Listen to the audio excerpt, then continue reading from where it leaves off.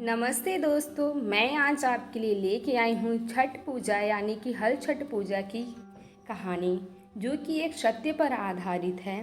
तो चलिए हम कहानी को शुरू करते हैं। एक गांव में एक राजा रहते थे।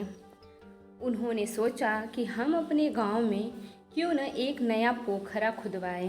पोखरा यानी कि तालाब। तो राजा ने कुछ समय बाद अपने गांव में एक नया तालाब खुदवाया, लेकिन उस तालाब से पानी नहीं निकला। तो राजा ने उस तालाब से पानी निकालने के लिए यज्ञ रखा और उस यज्ञ के निमंत्रण में उन्होंने बड़े बड़े देवी देवताओं को निमंत्रित किया। यज्ञ पूरा होने के बाद भी उस तालाब से पानी न निकला। राजा बहुत परेशान हो गए थे। तो कुछ दिन बाद राजा की मुलाकात एक महात्मा से हुई।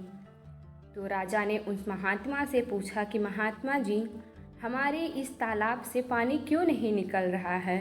हमने इसमें पानी निकलवाने के लिए बहुत कोशिशें की, बहुत पूजा पाठ करवाएं, फिर भी इस तालाब से पानी न निकला। अगर आपके पास कोई उपाय हो इसके लिए तो हमें बताएं। तो महात्मा कहते हैं कि मेरे पास एक उपाय है, लेकिन वो उपाय बहुत ही कठिन है। अगर वो उपाय राजा साहब आप करेंगे तो पोखरे से पानी निकल सकता है। तो राजा साहब कहते हैं, महात्मा जी, इस पोखरे से पानी निकालने के लिए हम कोई भी चीज़ कर सकते हैं। तो महात्मा जी कहते हैं कि क्या करना है कि एक 5 साल का बालक हो, उसकी बलि इस पोखरे में दे दें और इसमें से पानी हमेशा के लिए आ जाएगा। तो राजा थोड़े चिंतित होते हैं और फिर कहते हैं, ठीक है, हम ये बलि देंगे। राजा सोचते हैं कि अब हम 5 साल की बालक की बलि कैसे दें, कहाँ मिलेगा 5 साल का बालक। तो राजा के ध्यान में आता है कि हमारे पुत्र भी तो 5 साल के हैं, क्यों ना हम दूसरे के पुत्र की बजाय अपने ही पुत्र की बलि दे दें। तो कुछ दिन बाद ललही छठ का दिन आता है। तो राजा अपनी पत्नी रानी जी से कहते हैं कि रानी जी, आपको क्या ये समाचार मिला है कि आपकी माता जी की तबीयत बहुत ही ज़्यादा ख़राब है? रानी जी कहती हैं, नहीं, हमें तो नहीं मालूम।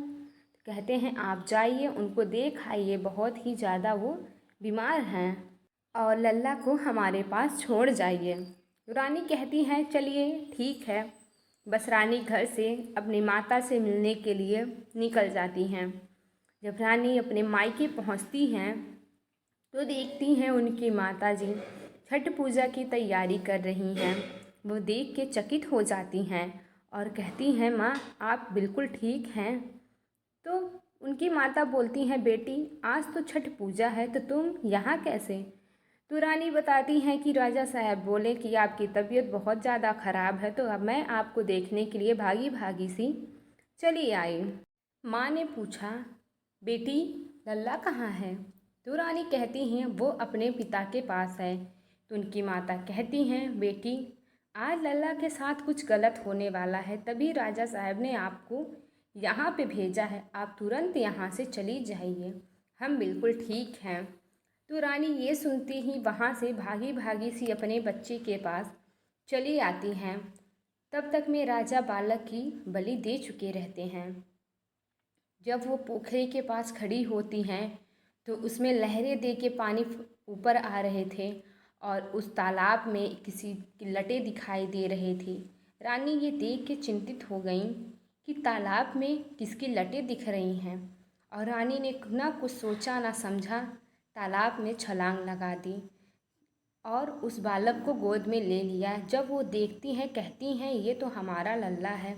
बस उसको घर लेके आती हैं और राजा साहब को आवाज़ लगाने लगती हैं।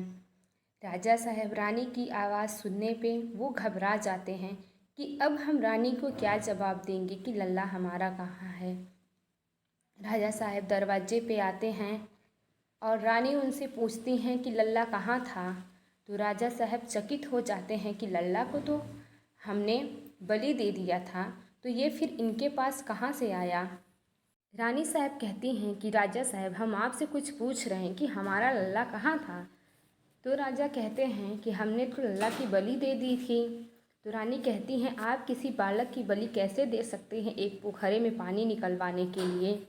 तो रानी कहती हैं कि हमने कभी किसी के साथ गलत नहीं किया था। तो छठी मैया ने हमारे लल्ले को एकदम सही सलामत अपने पास रखा और हमें वापस लौटा दिया। रानी साहिबा कहती हैं कि जैसे आपने हमारे साथ भला किया वैसे सबके साथ भला करें। कभी छठी माता किसी के साथ गलत नहीं करती हैं। अगर आपको हमारी वीडियो अच्छी लगी हो तो हमारे चैनल को लाइक, सब्सक्राइब, शेयर ज़रूर करें।